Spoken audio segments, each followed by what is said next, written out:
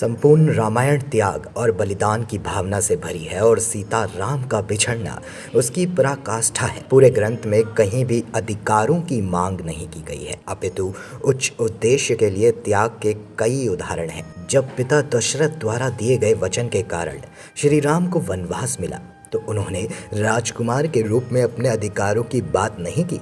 जैसे कि आज के युग में राम बनने का दिखावा करने वाले शायद से ये कहते नजर आते हैं कि मैं पूरी तरह से निर्दोष हूँ और फिर भी मुझे इस तरह से देश निकाला दिया जा रहा है, जैसे मानो मैंने कोई जघन्य अपराध किया है, और यह भी केवल उस वचन के लिए जो ना जाने कब मेरे पिता ने मेरी सौतेली माँ को दिया था। किंतु त्रेता युग के रामचंद्र ने बहस करना तो दूर, अपने पिता के वचनों का सम्मान करते हुए तुरंत अपना अधिकार त्याग दिया। यहाँ तक कि उन्होंने अपने पिता दशरथ का विरोध करने वालों को भी शांत कर दिया। वहीं दूसरी तरफ माता सीता का भी अनोखा त्याग देखने को मिलता है। श्री राम को मिले वनवास का समाचार सुनकर सीता देवी ने भी अपने अधिकारों की मांग नहीं की। उन्होंने नहीं कहा कि वे राजसी ठाट बाट में पत्नी राजकुमारी हैं। वन में अपने पति का साथ देने के लिए उन्होंने स्वेच्छता से प्रसन्नता पूर्वक उन सुखों को त्याग दिया। श्री राम के साथ वन गमन करके लक्ष्मण ने भी बलिदान की भावना का प्रदर्शन किया, जहां आजकल के छोटे भाई से ऐसी अपेक्षा भी नहीं की जा सकती है जो लक्ष्मण ने अपने भाई राम के लिए किया। लक्ष्मण ने अपने राजसी सुखों को एवं अधिकारों का त्याग कर श्री राम की सेवा हेतु उनके साथ 14 वर्षों तक वन गमन किया। भरत की त्याग भावना भी अत्यंत दिव्यमान थी।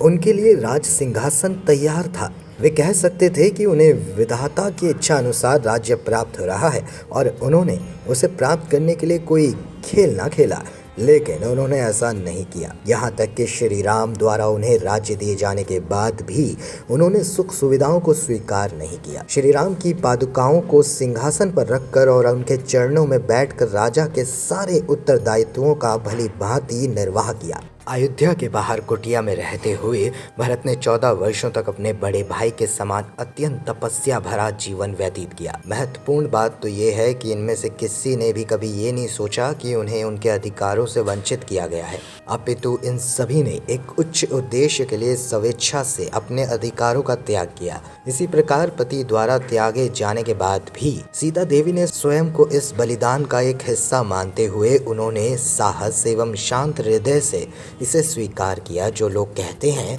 कि सीता पर अत्याचार हुआ है, वो उनके चरित्र की अद्भुत शक्ति के प्रति बहुत बड़ा अपमान करते हैं, और यदि यह लोग श्री राम को अत्याचारी कहते हैं तो और भी भारी गलती करते हैं। इस घटना में श्री राम की स्थिति सीता जैसी ही थी। त्याग का उदाहरण स्थापित करने के लिए जितना बड़ा त्याग सीता ने किया, उतना ही बड़ा त्याग श्री राम ने भी किया। कदाचित श्री राम को वनवास भेजते समय दशरथ को जितनी पीड़ा हुई थी, सीता को वन भेजते समय श्री राम को भी उतनी ही पीड़ा हुई। जिस प्रकार दशरथ श्री राम को अपने प्राणों से अधिक प्रेम करते थे, उसी प्रकार श्री राम जी सीता को अपने प्राणों से अधिक प्रेम करते थे। सीता ने उनके लिए 13 वर्ष वनवास के कष्ट सहन किए और 1 वर्ष रावण के यहाँ बंदी बनकर भयंकर यातनाएं झेली थी। जिस प्रकार कर्तव्य से बंधे दशरथ ने हृदय पर पत्थर रखकर श्री राम को वन भेजा, उसी प्रकार श्री राम भी कर्तव्य से बंधे थे। कम से कम दशरथ कैकेयी के द्वेष पर अपना क्रोध तो निकाल सके, लेकिन श्री राम तो वो भी ना कर सके। किस पर क्रोध निकालते वे अपना? यदि वे लोगों पर अपना क्रोध निकालते तो वो क्रूर कहे जाते। इसीलिए उन्हें न केवल सीता को त्यागने का हृदय विदारक आदेश देना पड़ा, अपितु अपने हृदय में उमड़ रहे क्रोध, पीड़ा तथा विरह दुख के तूफान को भीतर ही दबाना पड़ा।